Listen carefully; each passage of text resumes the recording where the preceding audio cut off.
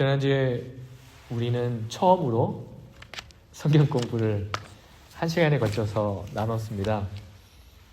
제가 그때 말씀드렸던 것처럼 제자 훈련 과정으로 해서 양육반, 제자반, 사역자반, 청지반 이렇게 순서적으로 우리가 하려고 한다고 말씀드렸습니다.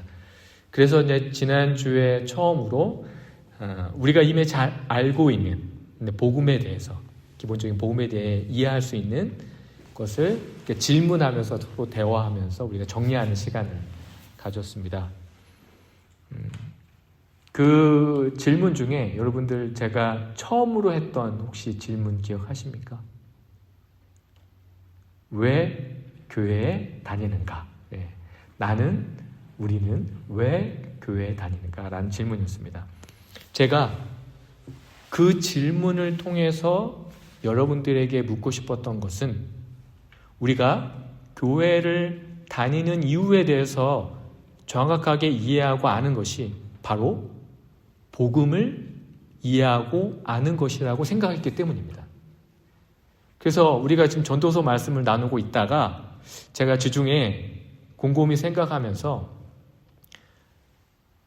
성경 공부를 했는데 개인적으로 너무 짧았고 좀 아쉬운 부분이 많아서 이 부분을 우리 성도님들과 좀 더 풍성하게 복음에 대해서 나눴으면 좋겠다는 생각이 들어서 주중에 원래 전도서를 하려다가 바꿨습니다. 그래서 오늘부터 3주에 걸쳐서 요한복음 4장에 나와 있는 사마리아 여인의 이야기를 3주에 걸쳐서 나누면서 복음에 대해서 다시 한번 우리가 다시금 정립하고 나누는 시간을 가지려고 합니다. 지난주에 성경 공부 시간에 내가 교회에 나오는 이유에 대해서, 교회 다니는 이유에 대해서 여러 성도님들이 하시는 이야기를 옆에서 잘 들었습니다. 몇몇 분들은 내가 기독교 집안에서 태어났기 때문에 나는 기저귀를 차면서부터 교회를 다녔고 메라스를 입으면서 교회에서 놀고 이랬다는 말씀도 하시고, 그러니까 어려서부터 교회를 다녔다, 대대로 교회를 다녔다라는 말씀을 생각보다 많은 분들이 하셨습니다. 네, 참 복이 많으시다. 그죠? 태어나기 전부터 예수를 믿었다는 것은 정말 하나님의 축복이죠. 하지만 우리가 기억해야 할 것이 무엇입니까? 신앙은 단순히 종교적인 습관이 아니라 삶의 중심이어야 한다는 것이죠. 내 삶의 중심이 되기 위해서는 무엇보다 우리가 마음에 새겨야 할 것이 바로 복음입니다.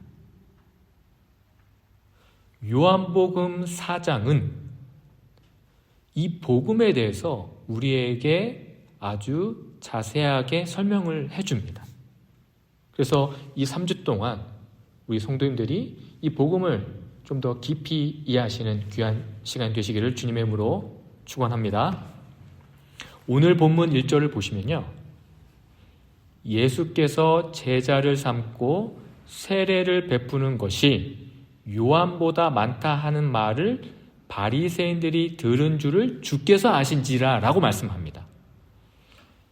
1절에서 우리는 예수님이 어떤 정보를 들었다고 말씀합니다. 그 내용이 무엇입니까?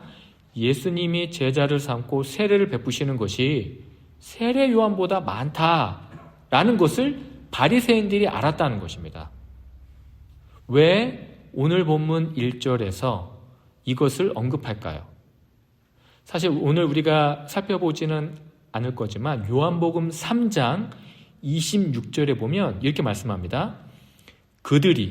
여기서 그들은 요한의 제자들입니다. 그들이 요한에게 가서 이르되 랍비여, 선생님과 함께 요단강 저편에 있던 곧 선생님이 증언하시던 여기서 증언하신 예수님을 말합니다. 세례를 베풀매 사람이 다 그에게로 가더이다. 이미 요한복음 3장에서부터 예수님의 제자들이 세례 요한보다 더 많이 베풀었습니다. 따라서 이를 통해 이제까지 세례 요한을 의식했던 바리새인들이 예수님을 더욱더 의식하게 된 것이죠. 그렇다면 왜 바리새인들은 세례 요한과 예수님을 이렇게 의식하고 주목하고 있었을까요? 사실은 바리새인들은 유대인들에게 존경받는 지도자들이었습니다. 왜냐하면 그들은 우리의 하나님의 율법의 말씀으로 다시 돌아가서 철저하게 율법을 지키고 준수해야 한다는 것을 강력하게 주장하는 사람들이 바로 바리새인들이고 그들이 그렇게 실천했던 사람들이었습니다. 그래서 유대인들로부터 많은 지지를 받았습니다. 그런데 갑자기 세례 요한이 등장하는데 그 세례 요한은 어떤 사람이냐면 요단 강가에서 유대인들에게 세례를 베푸는 사람이었습니다. 어떤 세례를 베풀었습니까? 회개의 세례였습니다. 이게 왜 특별한 거냐면 사실 유대인들은 세례를 받을 이유가 없습니다. 세례는 누가 받습니까? 이방인들이 유대교로 개종할 때 그때 세례를 베풉니다. 그런데 하지만 세례 요한은 율법 준수가 아니라 회개를 통한 구원이 필요함을 말했고 그것을 강조하면서 회개의 세례를 베풀었다는 것이죠. 그래서 많은 유대인들도 자신의 죄를 회개하기 위해 세례 요한으로부터 많은 세례를 받기 시작한 것입니다. 이러한 세례 요한의 회개 운동이 바리새인들에게는 커다란 위협으로 다가왔습니다.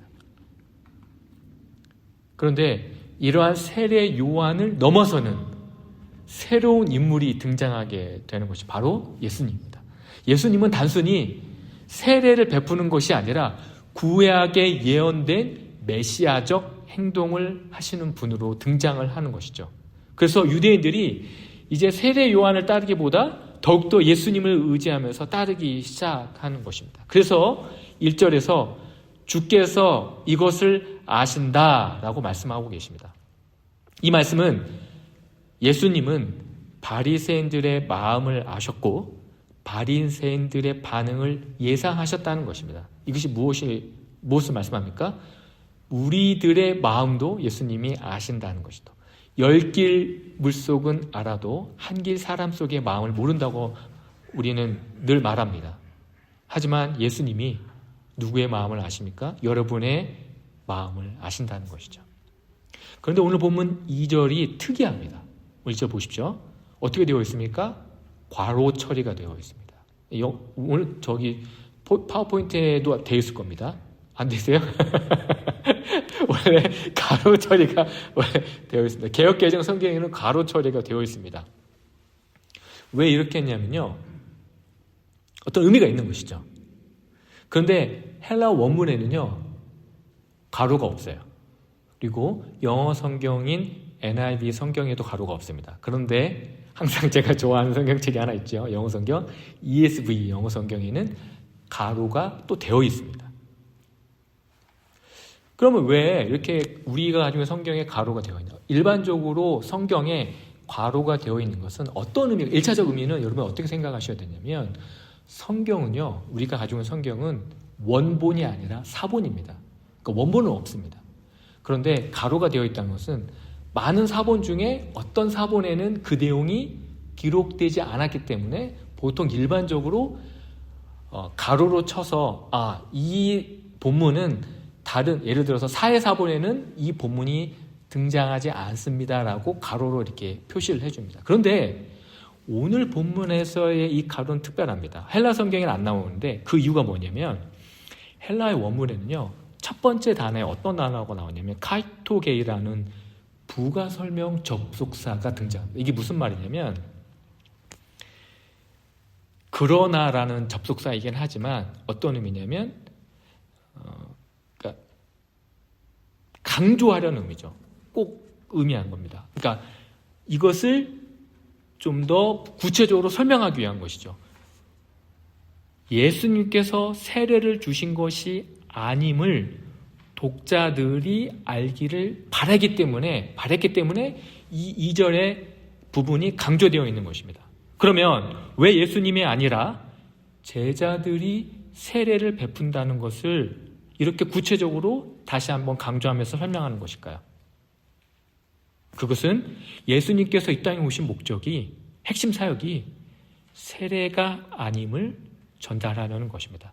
예수님께서 제자들에게 세례를 베풀지 않게 하시고 예수님 자신만 세례를 베풀었다면 유대인들은 어떻게 생각했을까요? 세례가 구원의 절대적 조건으로 오해했을 가능성이 큽니다. 따라서 2절의 보충 설명은 우리에게 시사한 바가 크는 것이죠. 단순히 세례 의식이 예수님의 핵심 사역이 아니라 바로 죄인을 위한 십자가 사역임을 다시금 깨닫게 하려는 것이죠. 여러분, 신앙생활은 단순히 교회에 출석해서 시간이 흘러 세례받고 교회에서 봉사하는 것이 구원의 본질이라고 착각해서는 안 된다는 것입니다. 예수 믿는 가정에 태어나 빠지지 않고 교회에 출석하는 것이 구원이 아닙니다. 한국인이 낳은 유명한 그 신학자가 한 명 있죠. 김세윤 교수라고요. 원래 캘리포니아에 있는 플로 신학교의 신학학 교수인 김세윤 교수가 정말 오래전에 쓴 소책자가 하나 있습니다. 그 소책자 이름이 뭐냐면 구원이란 무엇인가라는 소책자예요.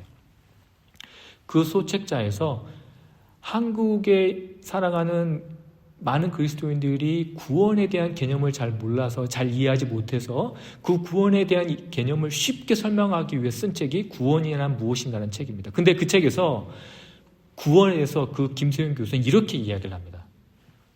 교회 출석이나 종교적 의무 이행이 구원의 보증이 아니다. 진정한 구원은 예수님과 동행하며 그분의 가르침을 따라 사는 삶에서 나타난다. 따라서 우리는 늘 질문해야 합니다. 내가 교회를 다니는 이유는 무엇인가? 힘든 이민생활 가운데 모국어로, 한국어로 서로의 삶을 나누고 서로 의지하고 서로 돕고 고국의 음식을 먹으며 교제하는 거 중요하죠. 그러나 그게 교회를 다니는 것이 아니라는 것입니다. 교회의 본질은 바로 복음이어야 하는 것입니다. 우리 교회가 세워진 이유도 복음 때문이라는 것입니다. 바른 복음과 그 복음으로 인해 하나님을 예배하기 위해서 우리가 모여 있다는 것입니다. 그런데 오늘 본문 3절에서요 이렇게 말씀하시죠. 유대를 떠나사 다시 갈릴리로 가실세라고 말씀합니다. 유대는 어디입니까? 예루살렘에 있는 이스라엘의 중심부입니다. 그런데 여러분 갈릴리는 어디입니까? 변방이죠. 시골입니다. 왜 예수님께서 갈릴리로 가시려고 하시는 것일까요? 앞에서 우리가 살펴봤던 것처럼 바리새인들이 예수님을 경계하기 시작했다는 것을 예수님이 아셨습니다. 따라서 예수님의 구원의 시간표 안에서 바리새인들과 갈등을 피해야 했다는 것이죠. 아직 예수님의 때가 아니었습니다. 그래서 예수님은 다시 변방인 갈릴리로 가시려는 것입니다. 그런데 오늘 보면 4절 또 보세요. 이렇게 말씀합니다. 어떻게 이야기하시죠? 같이 한번 읽어볼까요? 사마리아를 통과하여야 하겠는지라. 이 말이 의미하는 바는요, 이런 의미가 있습니다. 원래 헬라어로는 에데이라는 헬라어 동사가 맨 앞에 나와 있는데 이게 미완료 동사입니다. 이 단어의 뜻은 반드시 해야만 한다. 이 뜻입니다. 영어 성경인 NIV나 ESV에도 had to로 번역이 되어 있어요. 그러니까 헬라어 번역을 잘 살려서 번역을 한 것이죠. 그러니까 예수님께서 유대에서 갈릴리로 가시는데 사마리아를 어떻게 해야 됩니까? 반드시 통과해야 한다는 것을 강조하고 있는 것이죠. 그럼 왜 예수님은 반드시 사마리아를 통과해서 갈릴리로 가셔야 할까요? 일반적으로 유대에서 갈릴리로 가는 대표적인 경로가 두 길이 있습니다. 그 PPT 지도를 한번 보시면요. 첫 번째는 보시면 요단강 동편을 따라서 가는 길입니다. 이게 어떻게 B로 되어 있죠? 그러니까 요단강을 따라서 B로 이렇게 약간 돌아서 가는 길이 있습니다. 그러니까 이 길은 주로 유대인들이 유대에서 갈릴리로 가시는 갈릴리로 가는 길입니다. 예수님도요, 사실은 주로 이 길을 이용해서 갈릴리에서 예루살렘으로 올라가셨습니다. 그런데 두 번째 길이 있죠. A라고 써진 부분이 있습니다. 이 길은 직선길입니다. 직선길. 그런데 어디를 통과해야 됩니까? 사마리아를 통과해야 하는 길입니다. 가장 빠른 길입니다. 그런데 산지가 많아서 약간 험난한 길입니다. 이 직선길인 A라는 길을 가면요 3일이면 가요. 그런데 돌아서 B의 길로 가면 얼마나 걸립니까? 일주일이 걸립니다. 그러면 왜 유대인들은 최단 거리인 3일만 갈 수 있는 거리를 가지 않고 왜 B라는 길로 돌아서 갔을까요? 그것은 사마리아와 유대인의 역사적 갈등이 있기 때문이죠. 주전 931년경에 이스라엘 왕국이 분열합니다.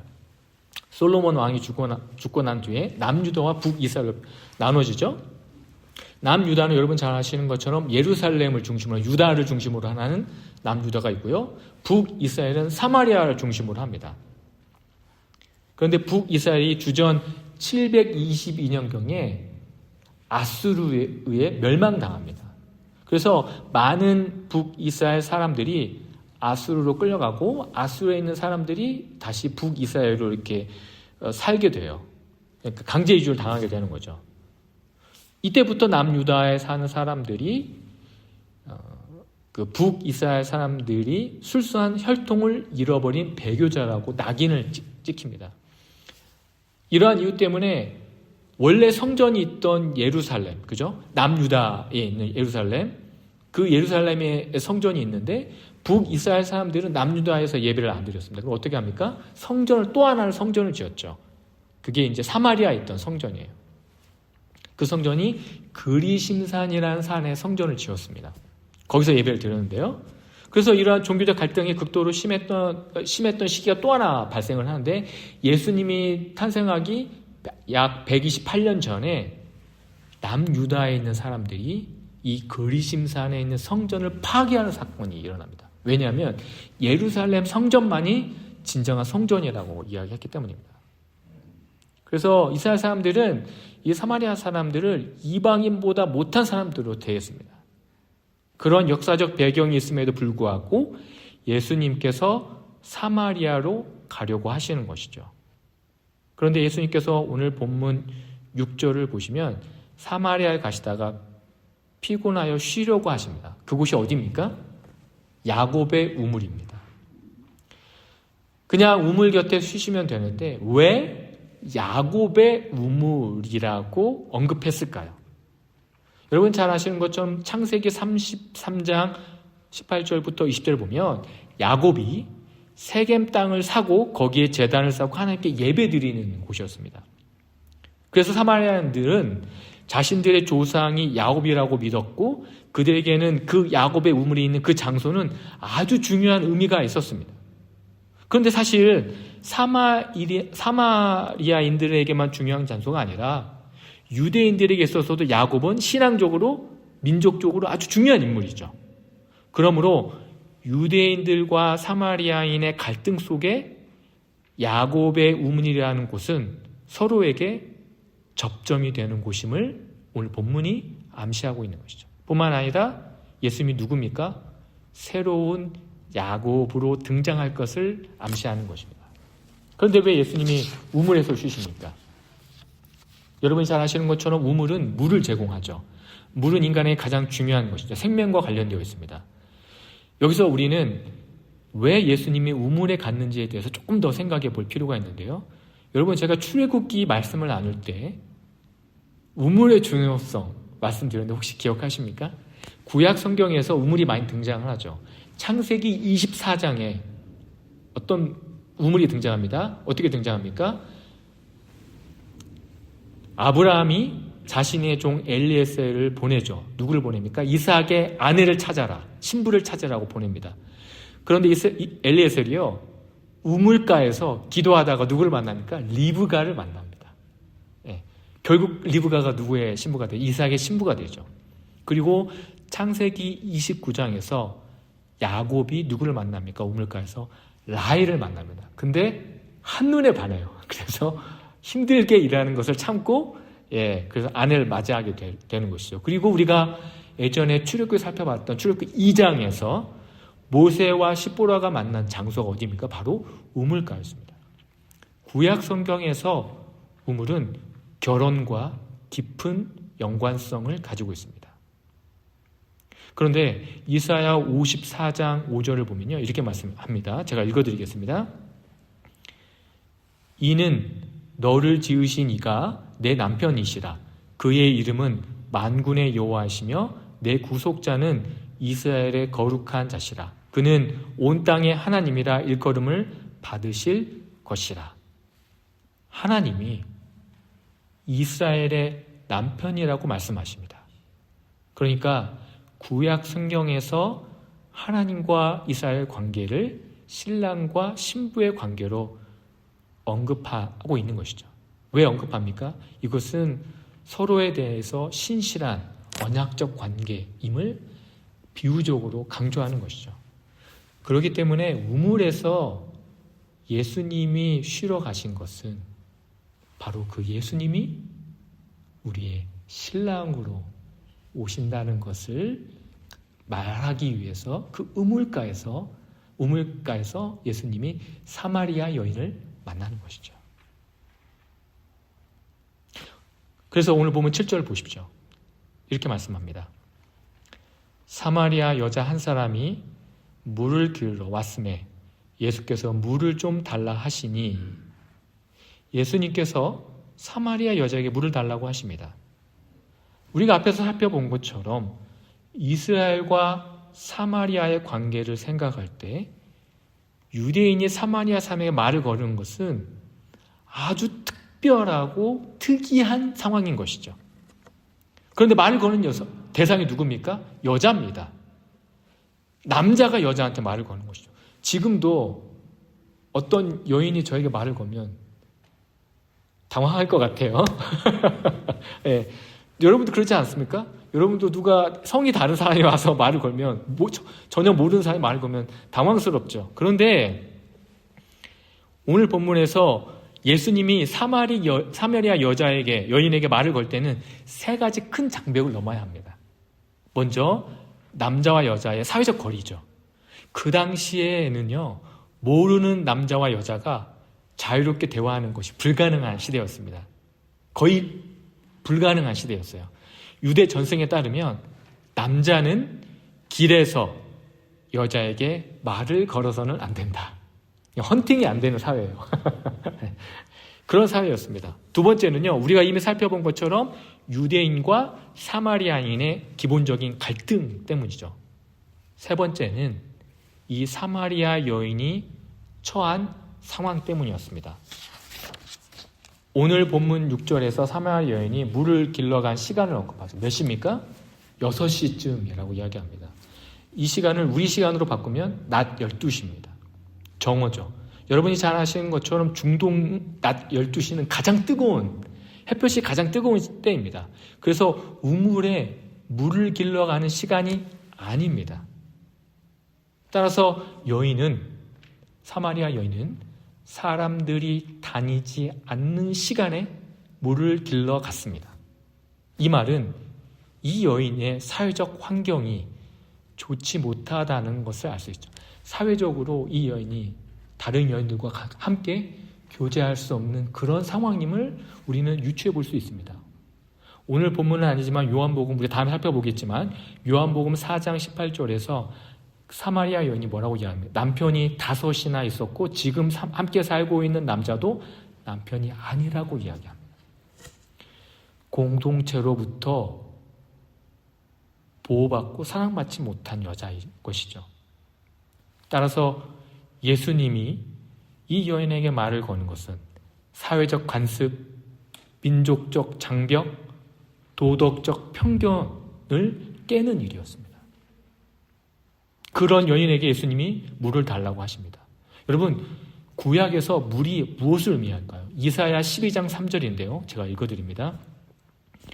그러므로 너희가 기쁨으로 구원의 우물들에서 물을 기르리로다. 구원의 우물이라는 표현이 나옵니다. 이 말씀은 하나님이 주시는 영원한 생명을 의미하는 것입니다. 뿐만 아니라 이사야 55장 1절인데요. 거기서도 이렇게 말씀합니다. 오라 너희 모든 목마른 자들아 물로 나아오라. 돈 없는 자도 오라. 너희는 와서 사 먹되 돈 없이 값 없이 와서 포도주와 젖을 사라. 여기서 말하는 목마른 자들아 물로 나오라는 말씀은 구원을 목마른 자들에게 주겠다는 말씀입니다. 즉 하나님의 구원의 약속을 하시는 것이죠. 그 구원의 약속의 성취자로 지금 예수님이 여인에게 말하고 있는 것입니다. 예수님이 바로 목마른 모든 자들에게 구원을 주시는 분인데 그분이 여인에게 물을 달라고 하시는 것이죠. 예수님께서 사마리아 여인에게 다가오셔서 물을 달라고 하시는 것은 바로 죄인된 인간을 직접 찾아오셨다는 것입니다. 이것이 무엇입니까? 바로 복음이라는 사실입니다. 예수님께서 죽을 수밖에 없는 우리를 찾아오셔서 구원하시는 것입니다. 지난주에 성경 공부에서 죄는 무엇인가라는 질문을 드렸습니다. 죄는 단순히 나쁜 행동이 아니라 하나님을 떠나는 것이며 하나님의 존재 자체를 싫어하는 것이라고 말씀드렸습니다. 따라서 그 죄의 결과가 바로 하나님과의 관계의 단절이었습니다. 그러기에 우리의 삶은 고통과 분열과 아픔인 것이었죠. 그런 죄의 고통 가운데 있는 우리에게 바로 예수님이 찾아오셨다는 것입니다. 그것이 바로 구원인 것이죠. 우리를 구원하기 위해 예수님이 직접 이 땅 가운데 우리에게 오셨다는 것, 그 사실을 우리는 늘 붙들어야 하는 것입니다. 우리가 붙들어야 할 것은 이 땅의 것들이 아닙니다. 사마리아 여인이 뜨거운 햇빛을 맞으며 기르려는 것, 그 물은 목마를 수밖에 없는 일시적인 물일 뿐입니다. 하지만 예수님이 우리에게 주시는 구원의 물은 영생수입니다. 그 예수님이 지금 여인에게 찾아오셨다는 것입니다. 예수님이 여인에게 찾아오셔서 구원의 물을 주시려고 하는 것입니다. 여러분은 지금 목마르십니까? 다른 목마름으로 예수님을 갈급하게 찾으십니까? 그 구원의 은혜에 감격하며 매일매일 주님과 동행하십니까? 우리의 신랑 되신 예수 그리스도께서 주시는 생명수를 마시고 계십니까? 예수님께서 주시는 그 행복으로의 초대에 응답하시는 우리 귀한 성도님 되시기를 주님의 이름으로 축원드립니다. 기도하겠습니다.